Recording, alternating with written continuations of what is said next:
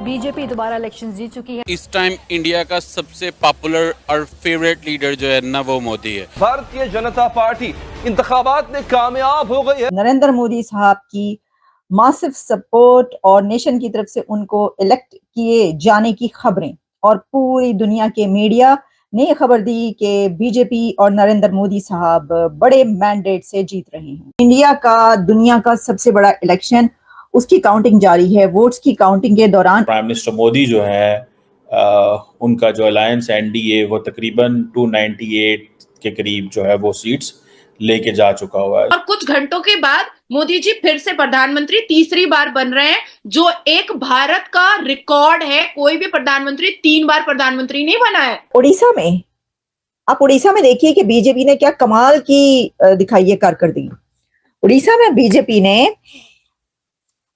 19 सीटें ली हैं, 19 प्लस है ये, और कांग्रेस 1। इंडिया ने दुनिया भर के रिकॉर्ड तोड़ दिए हैं। जो कोई मुल्क ना कर सका वो भारतीयों ने कर दिखाया।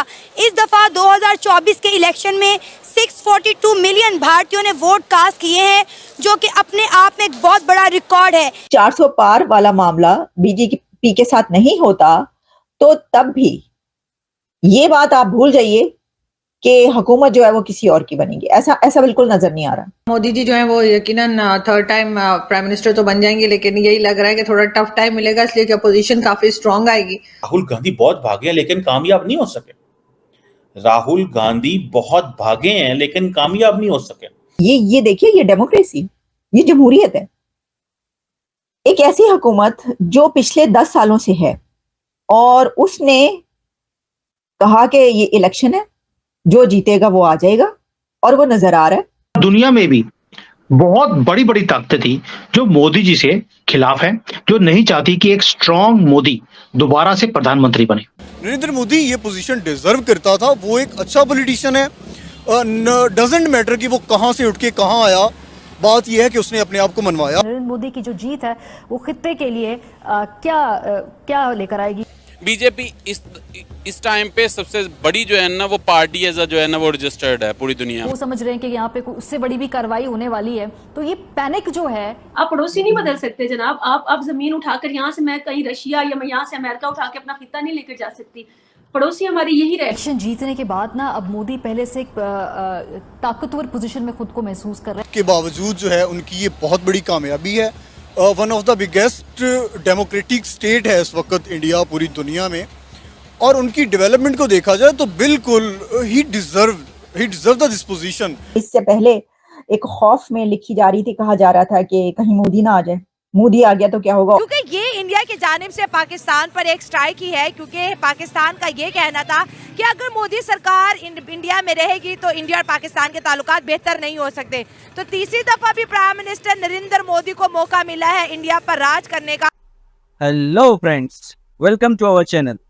जैसा कि आपने वीडियो में देखा, फाइनली इलेक्शन के रिजल्ट आ ही गए, और जैसा सबको पता ही था कि इस बार भी मोदी सरकार ही बनना थी, और वैसा ही हुआ। हाँ, ये बात ज़रूर है कि जैसे रिजल्ट की आशा थी उतना मार्जिन नहीं दे पाए मोदी जी, पर पाकिस्तानियों की चीखें निकाल देने के लिए इतना भी काफ़ी है। भारत ने एक अद्भुत रिकॉर्ड भी बना दिया। मोदी जी भारत के ऐसे पहले पीएम होंगे जो लगातार 3 बार प्रधानमंत्री की शपथ लेंगे। वहीं भारत में रिकॉर्ड 643 मिलियन लोगों ने वोट दिए, जो पूरे वर्ल्ड में सराहनीय कार्य है। पूरे वर्ल्ड की मीडिया की नज़रें इंडिया के इस अद्भुत इलेक्शन पर थी। आपका इस पर क्या विचार है, आप हमें वीडियो पर कमेंट्स करके बता सकते हैं। वीडियो को लाइक करें, चैनल सब्सक्राइब करें और बेल आइकन प्रेस करना मत भूलिएगा। चलिए वीडियो में आगे चलते हैं। बड़ी नेक टू नेक फाइट हो रही है कुछ स्टेट्स में, बड़ा जबरदस्त जा रहा है। ये देखिए, ये डेमोक्रेसी, ये जमहूरियत है। एक ऐसी हुकूमत जो पिछले 10 सालों से है और उसने कहा कि ये इलेक्शन है, जो जीतेगा वो आ जाएगा, और वो नजर आ रहा है। अब देखिए पाकिस्तान में क्या होता है। पाकिस्तान में ये होता है कि आप सवाल ही पैदा नहीं हो सकता। आपको मतलब क्लोज फाइट तो दूर दूर की, आपको पता होता है कि किसने आना है किसने नहीं आना। मतलब बिल्कुल आप कहते हैं कि हाँ जी ये जो है वो तो हमें पता है कौन आएगा। ऐसी डेमोक्रेटिक वैल्यूज जो इस वक्त हमें इलेक्शन में नजर आ रही हैं, हार और जीत की जो सिचुएशन नजर आ रही है, वो सवाल ही पैदा नहीं होता कभी पाकिस्तान में। वो साफ पता होता है कि जो हुकूमत है पिछली, उसने वो तो रेड मारनी है, उसने कहना कि वो तो आधी से ज्यादा तो जीत और हार उसी वक्त खत्म हो जाती है कि इस वक्त इलेक्शन में कौन है। और फिर जो हमेशा ही इलेक्शन में होते हैं और हुकूमत में ना होते हुए भी हुकूमत में होते हैं, वो तो जाहिर है कि उन्हीं के ऊपर चलता है, उन्हीं के मुताबिक आती है हुकूमत।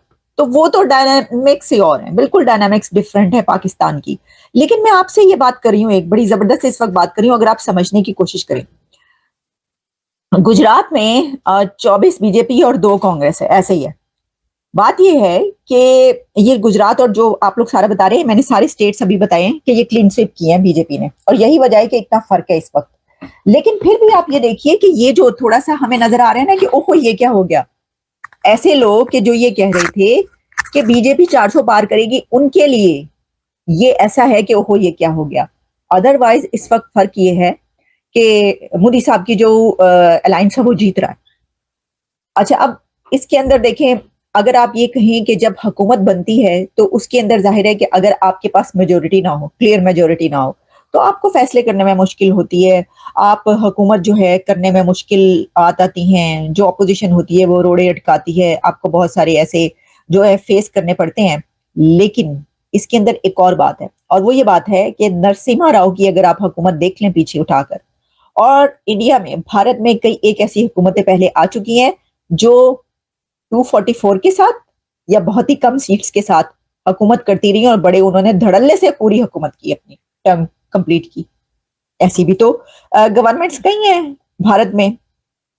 तो अब अगर 400 पार वाला मामला बीजेपी के साथ नहीं होता, तो तब भी ये बात आप भूल जाइए कि हुकूमत जो है वो किसी और की बनेगी। ऐसा बिल्कुल नजर नहीं आ रहा। अभी कुछ ही देर में पता चल जाएगा, अगले चंद घंटों के अंदर सारा आपके सामने बिल्कुल अभी ही पिक्चर अभी क्लियर हो गई है। जिसने ये बताया है कि नहीं 400 पार नहीं है, ऐसा कुछ नहीं है। हाँ, ये जरूर है कि जो लीड कर रही है एनडीए, और फिर इसमें एक और चीज आ जाती है जब हम इसकी बात करते हैं इलेक्शन डायनामिक्स की, कि देखिए जब ये सूरत हाल होती है कि आपके पास क्लियर कोई ना हो, तो आप क्या करते हैं कि आप मिलाते हैं दूसरों को अपने साथ। तो उसके अंदर जाहिर है कि अब कोई किस तरफ जाए या वो किस तरीके से आपके साथ मिले, ये भी होती है। लेकिन अभी तक जो हमारे सामने सिचुएशन है उसमें तमाम पार्टियां जो कि इस वक्त जीत रही हैं वो बीजेपी के साथ ही हैं, जो आगे हैं, जीतने नहीं बल्कि जो आगे हैं। तो इस सूरत हाल में जाहिर है कि मैं तो बिल्कुल क्लियर कट ये कह रही हूँ कि जो मैं पहले भी कहती आई हूँ, मैंने आपको बताया था कि जो सिचुएशन है वो हुकूमत जो है वो नजर आ रहा है कि बीजेपी की बनेगी। तो फ्रेंड्स, आपको हमारा ये वीडियो कैसा लगा आप हमें कमेंट्स करके बता सकते हैं। वीडियो को लाइक करें, चैनल को सब्सक्राइब करें और बेल आइकन की घंटी बजाना मत भूलिएगा। Thank you.